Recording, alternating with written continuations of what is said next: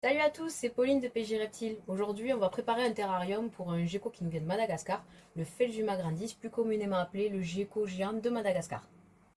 Ce sont des geckos qu'on évite de manipuler. On les a laissés dans leur terrarium tout simplement parce qu'ils ont la peau assez fragile et ils ont la capacité de perdre leur queue s'ils sont stressés. C'est ce qu'on appelle l'autotomie.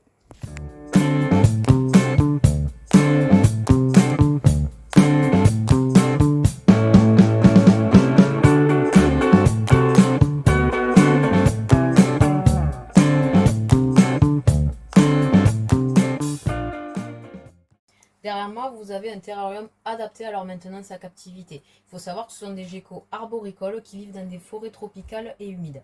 Nous allons donc voir ensemble la création de ce biotope. Première chose à faire, c'est préparer le sol. La première chose que vous allez faire, c'est mettre des billes d'argile dans le fond de votre terrarium. Ça va permettre de drainer l'eau et d'éviter que votre substrat soit détrempé. Suite à ça, vous allez mettre un géotextile. Le géotextile va permettre de séparer le substrat des billes d'argile. Pour préparer le substrat, vous allez faire un petit mélange entre du substrat bioactif et de l'humus de coco. Vous faites ce petit mélange et vous l'étalez en bonne couche épaisse à peu près de 5 à 10 cm dans votre terrarium. Et par-dessus, vous allez mettre la mousse qui va permettre de conserver l'humidité. Pour l'éclairage, on va partir du fond du terrarium. À l'avant du terrarium, ce sera plus simple.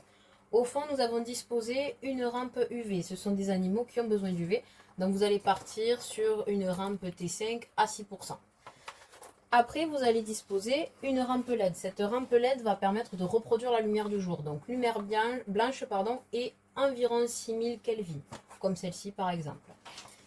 Et vous allez disposer, nous disposons, un petit point chaud localisé. Ce point chaud localisé, on va pouvoir le créer grâce à un dôme et une ampoule à faible wattage, 35 watts par exemple, ça suffit largement. Ça va permettre d'avoir un point chaud qui va être entre 29 et 31 degrés. Ce terrarium est en hauteur. C'est tout simplement pour pouvoir créer un gradient thermique naturel. Donc en fait, l'animal va pouvoir choisir d'être en hauteur à une température d'environ 25-26 degrés ou au point chaud entre 29 et 31 degrés. Et s'il descend, il va pouvoir tomber à peu près entre 23 et 24 degrés et avoir un milieu un tout petit peu plus humide. Ce sont des geckos que l'on peut retrouver dans des forêts, des bambouseraies ou même proches des habitations. On est parti sur l'idée des bambous pour changer, mais vous pouvez très bien vous servir de chêne-liège pour la création de leur habitat. Ces geckos vivent dans des forêts humides, l'hygrométrie est d'environ 60 à 80%. Vous allez devoir la recréer dans ce terrarium. Du coup, vous avez deux choix, soit le kit de brumisation automatisé, comme celui-ci, ou alors, tout simplement, avec un pulvérisateur manuel. Vous venez pulvériser votre terrarium 3 fois par jour. Ce sont des animaux omnivores, mais qui vont quand même privilégier les insectes. Vous allez donc lui proposer des criquets, des blattes, des redrunners, des vers. Et occasionnellement, vous pourrez lui proposer de la nourriture à réhydrater, comme celle-ci. Il faut savoir, et surtout pas oublier, qu'un insecte bien nourri aura de bons apports nutritifs pour votre animal. Donc surtout, faites attention au nourrissage de vos insectes. Vous pouvez leur proposer ceci, mais vous pouvez aussi compléter avec des légumes et des fruits. Pour savoir combien de fois vous allez nourrir votre animal par semaine, il faut se fier en fait à sa taille. S'il est juvénile ou subadulte, vous allez le nourrir tous les jours. Par contre, s'il est adulte, vous allez partir sur 5 jours par semaine. Il ne faut surtout pas oublier de compléter ces aliments avec du calcium, comme ceci. Donc, pour autant un juvénile qu'un adulte, vous allez partir sur 1 à 3 fois par semaine avec du calcium en plus que vous allez lui proposer sur les insectes.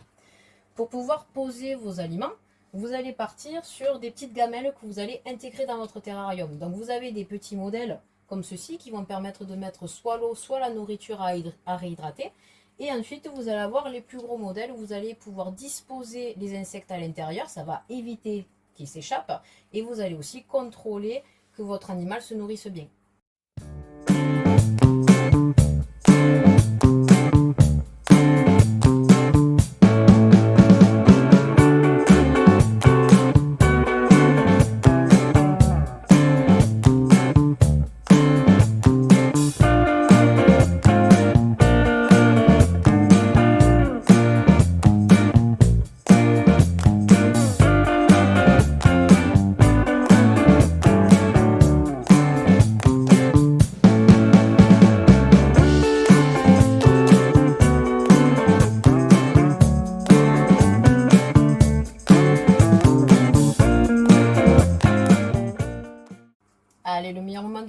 arrivé, on va relâcher le futur propriétaire de ces lieux.